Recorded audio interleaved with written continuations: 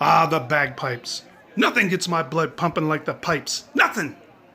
This is Something Scottish, an annual event held in Las Vegas, Nevada, celebrating the Scottish people, her culture, her heritage, her music, and yes, even her food. Well, some of it. Have you ever tried haggis, by the way? So whether you're Scottish or not, it doesn't matter. This is going to be a good time. Bagpipes, Highland lure, Highland dancing, and weaving. Hold back your excitement. I see that smile. Regardless of what you're into, thank you for joining me. I hope you enjoy Something Scottish.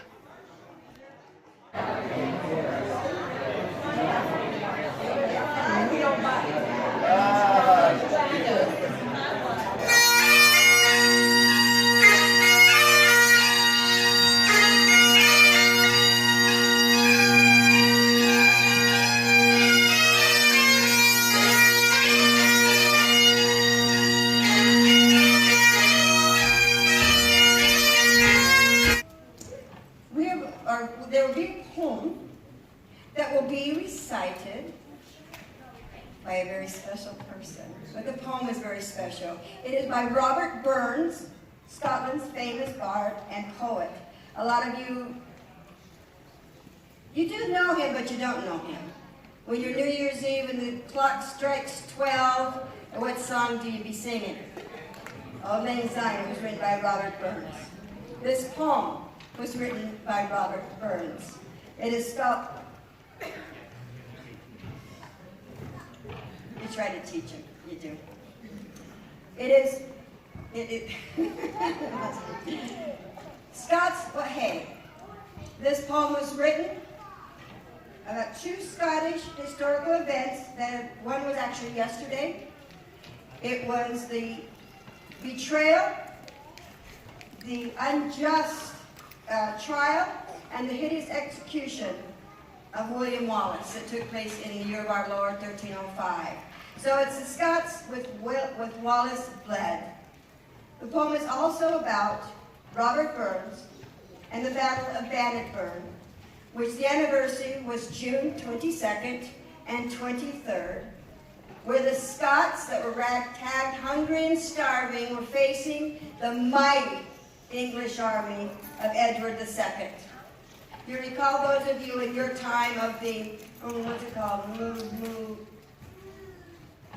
What is it called that they watch on these screens here? Movies. Thank you. Of Braveheart. You remember the last part of Braveheart where it says, in the year of our Lord, 1314, Scots, starving and outnumbered, charged the fields of Bannockburn. They fought like warrior poets. They fought like Scotsmen. They defeated the English army and won their freedom. Now, another special thing about this poem is we're going to have Highland dancers with it. Kayla, Layla, and Alexis will be performing, along with our own William Wallace. And it is recited by Patrick Stewart. You know who Patrick Stewart is? Jean-Luc Picard, Starship Enterprise. So we have a good Scotsman reciting a good Scottish poem to good Scottish Highland dancing and a vicious Highland warrior. So we hope you enjoy it.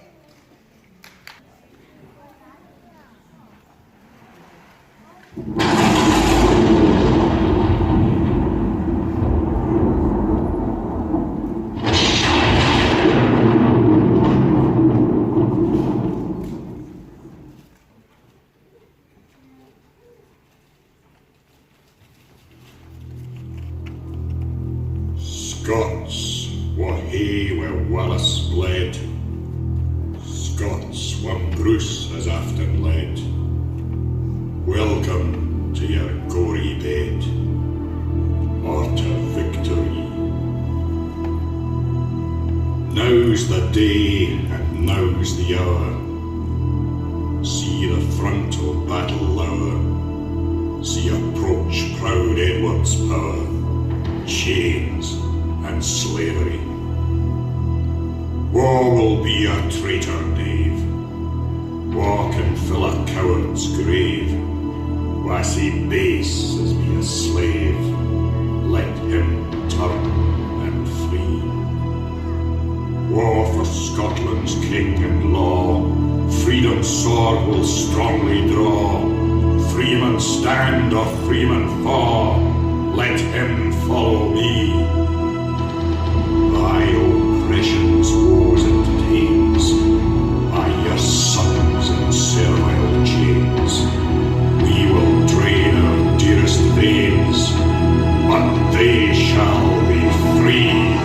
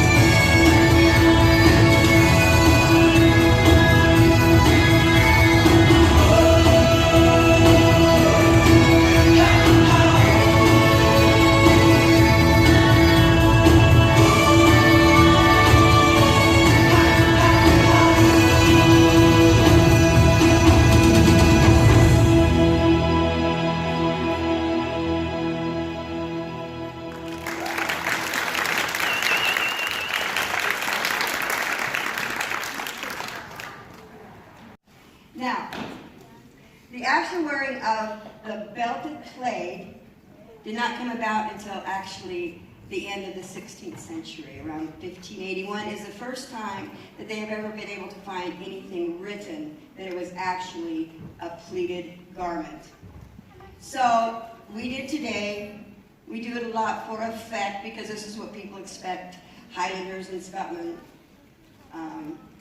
people to wear, but it actually wasn't until about 1581 where they came into practice. Now before, how clans were designated was called a cockade. A cockade was either a broom flower which grew in your region that you wore inside your hat, and that's what designated you as the clans.